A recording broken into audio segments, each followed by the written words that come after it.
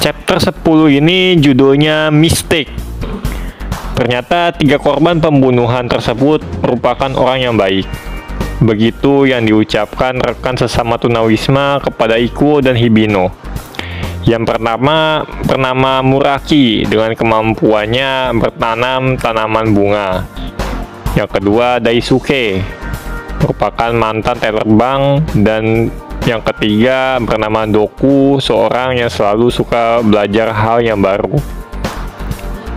Salah satu tunawisma di sana berharap dan memohon kepada Ikuo dan Hibino untuk membalaskan dendam dengan menangkap pelaku yang sudah menghilangkan nyawa teman mereka. Bahkan, semuanya memohon dengan bersujud. Setelah bertemu dengan mereka, Hibino dan Ikuo pun pergi. Dan sambil mereka beranjak pergi, mereka memandang kehidupan dari tunawisma itu dan membandingkannya dengan kehidupan metropolitan yang tak jauh dari sana. Betapa jomplang, keras, dan kontrasnya sebuah keadaan masyarakat yang terlihat oleh mereka itu. Hibino mengingat akan perkataan sang ayahnya dulu dan komisioner Wasio kemarin, di mana justru menjadikan pandangannya akan profesi polisi menjadi sebuah paradoks yang membuat Hibino menjadi bimbang akan arti menjadi seorang penegak hukum yang hebat. Saat Ikuo dan Hibino masih berjalan, sebuah panggilan telepon berdering dari saku Ikuo. Ternyata itu dari ketua Mishima yang sudah selesai memilah barang temuan dari korban pembunuhan itu. Ketua Mishima merasa tim forensik tidak memeriksa dengan detail dari temuan barang-barang milik korban. Ia juga memberitahu terlebih dahulu Hibino dan Ikuo sebelum melaporkannya ke tim inti investigasi, sambil meledek tim divisi 1 dan tim polisi pusat yang membuat Ikuo dan Hibino menjadi bertanya dan bingung. Tak lama dari situ, sebuah kiriman foto dari ketua Mishima terlihat oleh Ikuo, dan Ikuo menyimpulkan bahwa alat pemukul baseball itu adalah senjata yang dipakai oleh pelaku. Ini sama seperti yang kita lihat pada chapter sebelumnya.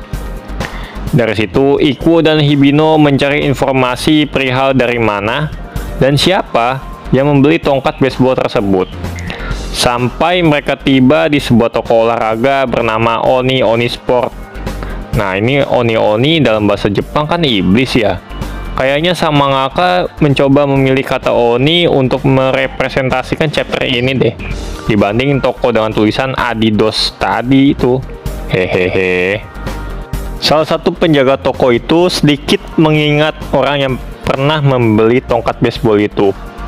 Perawakan wajahnya sangat pucat dan membeli alat yang tidak bermerek terkenal karena biasanya pelanggan Oni Sport pastinya membeli peralatan olahraga yang bermerek dan berkualitas bagus.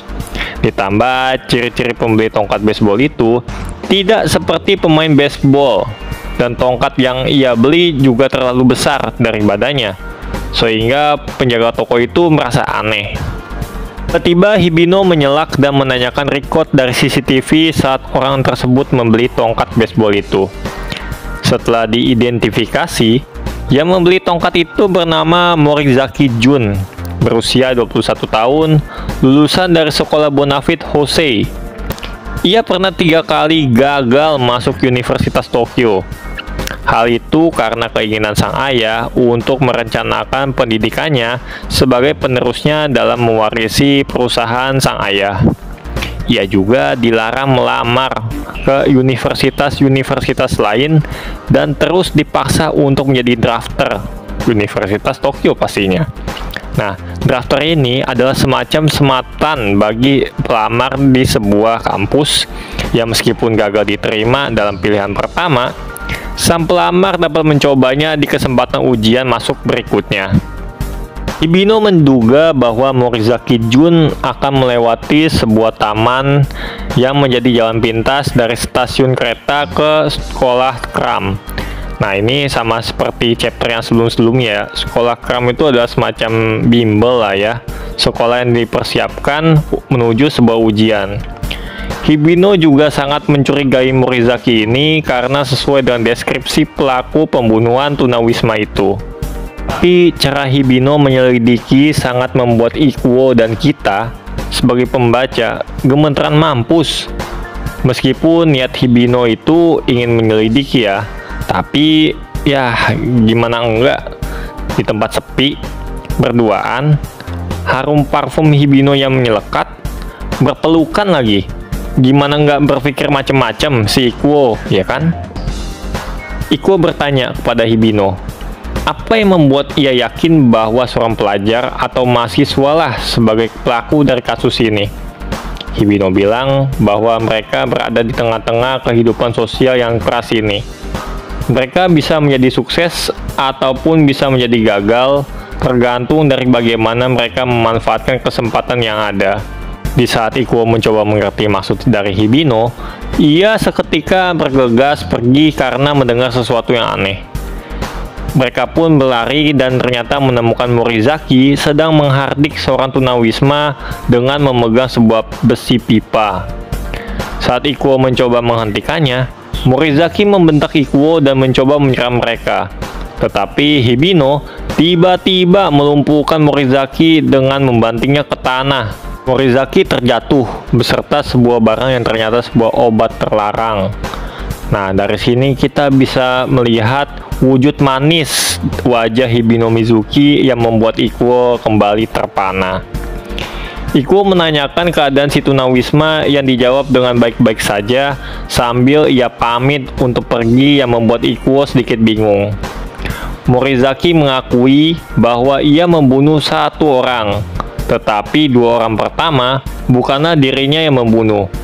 Seketika Ikuo menjadi kaget dan mempertanyakan siapa yang membunuh dua orang lagi. Shin pun berpindah ke Tatsuya yang bingung menunggu Mikoshiba datang karena telat dari jadwal yang ia janjikan. Nyatanya Mikoshiba datang dengan luka berlumuran darah. Tatsuya panik dan menanyakan apa yang terjadi. Mikoshiba hanya bilang kepada Tatsuya untuk tidak lagi mencari informasi tentang insiden 15 tahun yang lalu, karena di balik itu semua ada monster yang melakukannya. Ia pun akhirnya koit.